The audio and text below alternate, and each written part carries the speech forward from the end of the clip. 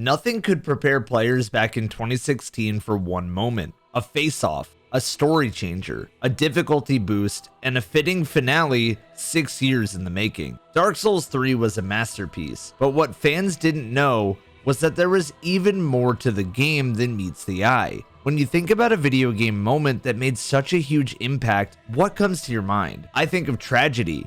I think of mysteries being solved. But more than anything, I think of a boss that made me stay up all night for the hope I would kill it. You see, before Dark Souls was even a game I found myself interested in, a friend who came into class in college with tired eyes looked exhausted. And that's because of the beatdown he suffered, losing for 14 hours straight to one boss. So, this video will go over the Souls community's discovery of this boss, and the journey of piecing together just who the Nameless King really was. Sit back, relax, subscribe, make sure you use code EVAN at gamersubs.gg down below for a nice juicy discount on some brand new flavors, and come with me on the journey to meet the boss that would change Souls forever.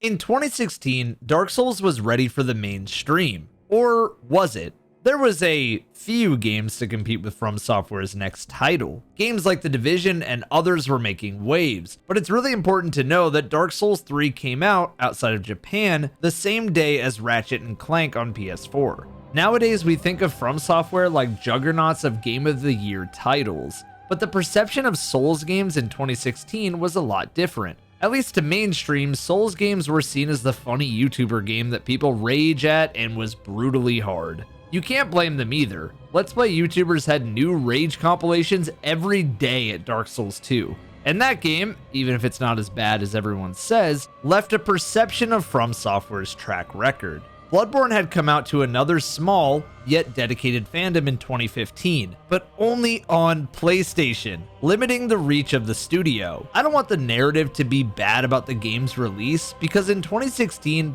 Dark Souls 3 still sold over 3 million copies, which was the record for the time and a very convenient number. However, when you compare the enormous mainstream success of Elden Ring with selling over 20 million copies in a year, you get the bigger picture. Dark Souls 3 would eventually sell over 10 million copies, and that just goes to show you the quality of this game. It feels like FromSoft breeds quality, and it was clearly fans' word of mouth and moments in the game that propelled the game's later successes. Players who did experience Dark Souls 3 felt a moment. After completing the main game bosses, when you place the Lords of Cinder's heads on the throne, a cutscene played out, and you're brought to one final battle. In clear reminiscent fan service to Gwyn from Dark Souls 1, the Soul of Cinder was ready for a beatdown.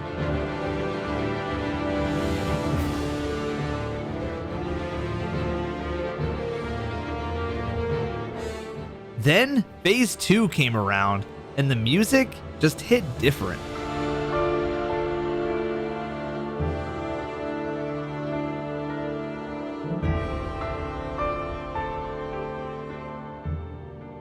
You would think this is the end of the story then.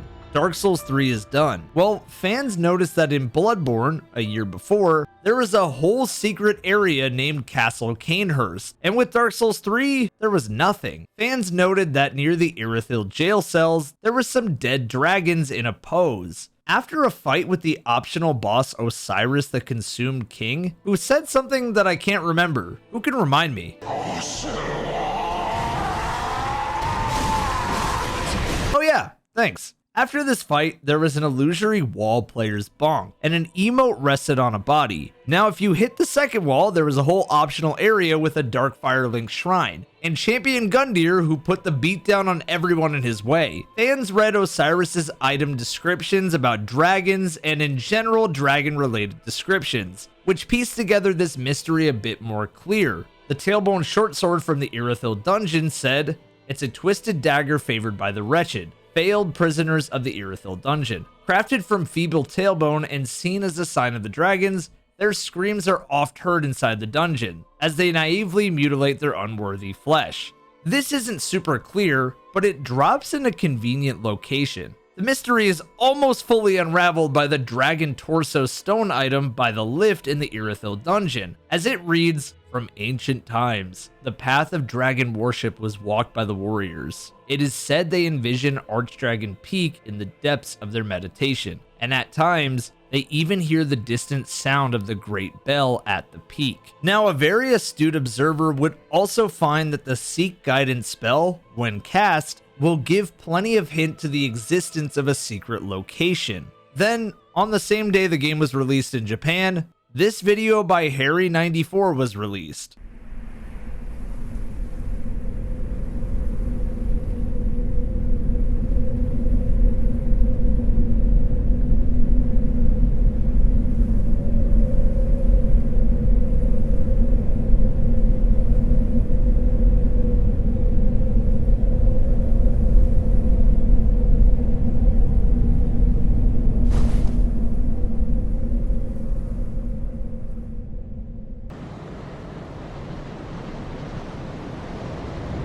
In this, you can see the pose being used from the Ocerios fight, and after a little bit, a new location is discovered. This place was magical.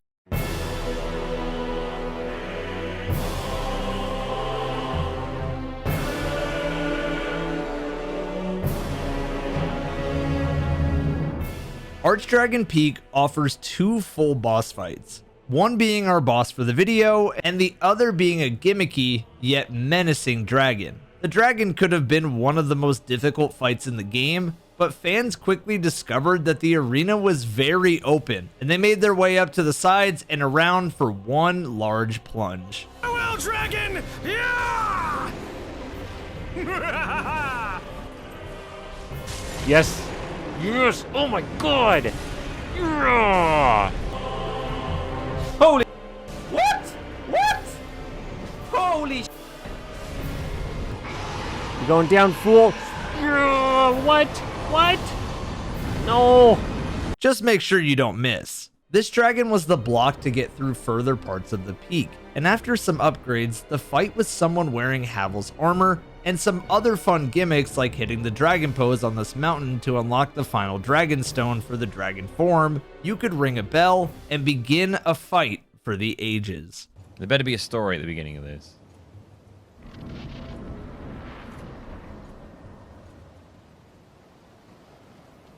Oh, guess not. King of the Storm. Isn't this the guy that was in that picture or something? It's about to go down. King of the Storm. Oh. King of the Storm. Oh, it is. Whoa. Okay, interesting fight. The clouds were covering the arena, and the King of the Storm was a pretty easy, albeit annoying fight where the dragon barely let you hit it. But after the dragon went down, this happened.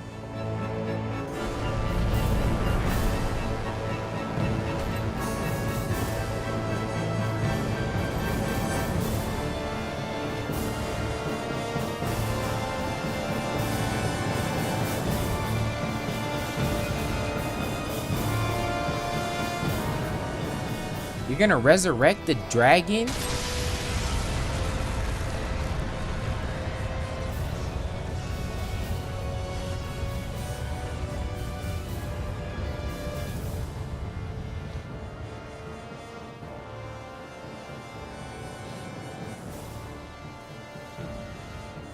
Oh.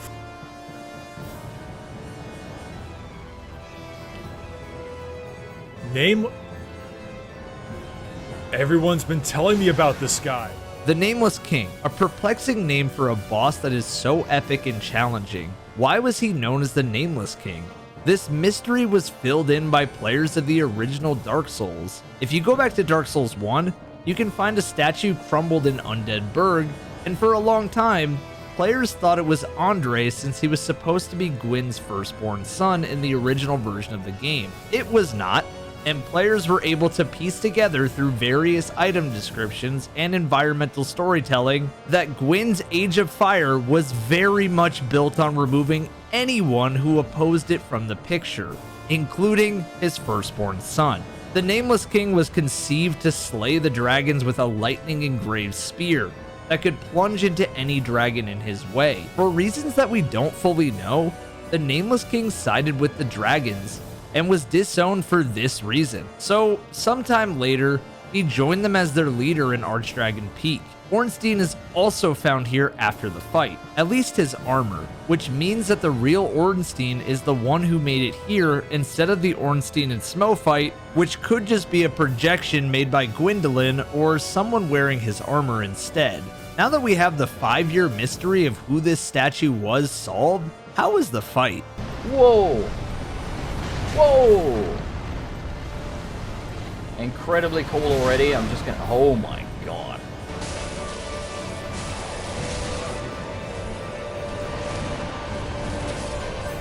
Guys, dang it!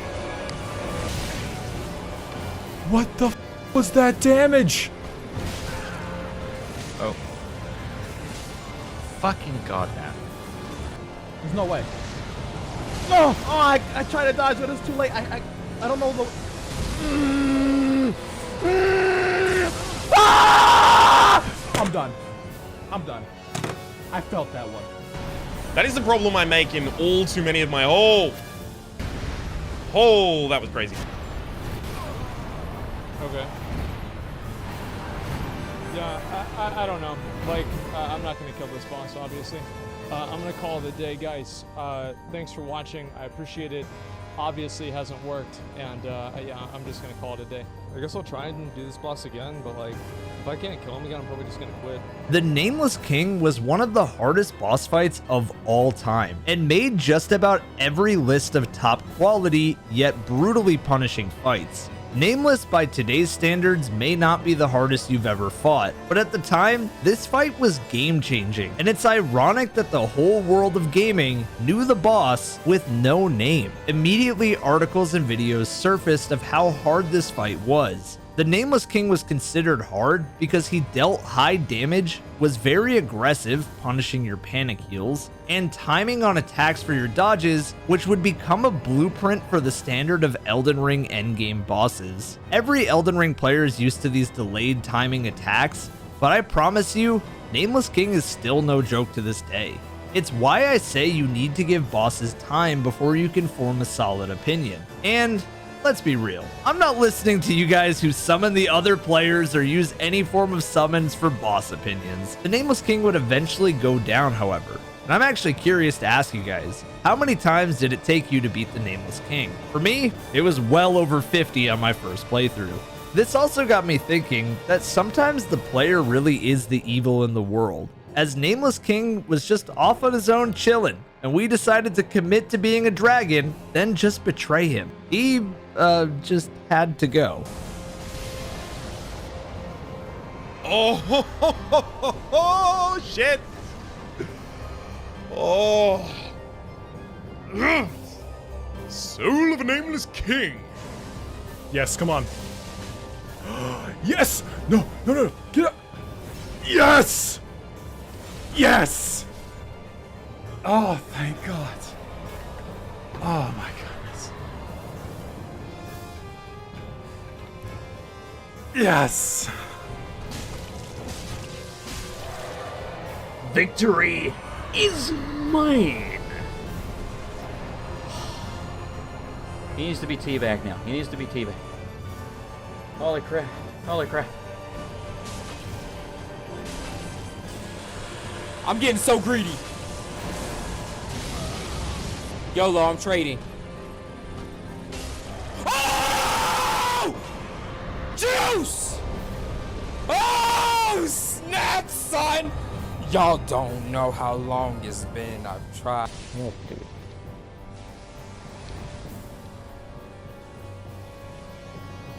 Come on, last cast. Yes, let's go! Nameless King, I hope your mother's a...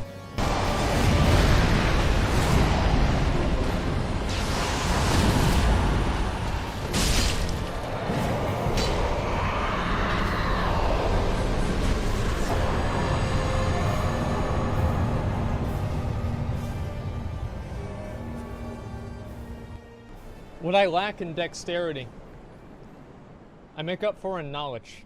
After Nameless went down, you could wield his weapon and his armor. Both were pretty sweet, especially rocking the Nameless flow, but nothing too crazy as far as I know. Leaving Archdragon Peak also allowed you to complete the dragon quest in which you could kill Hawkwood and unlock the full dragon form. Look guys, I'm jacked! The Nameless King's impact on gaming and From Software's level of challenge cannot be spoken about enough. Nameless single-handedly changed the way players viewed already hard bosses. It inspired a new generation of players to get into From Software games, and filled in the final piece of history for Gwyn's firstborn son. Nameless King, you will never be forgotten. Thanks for watching.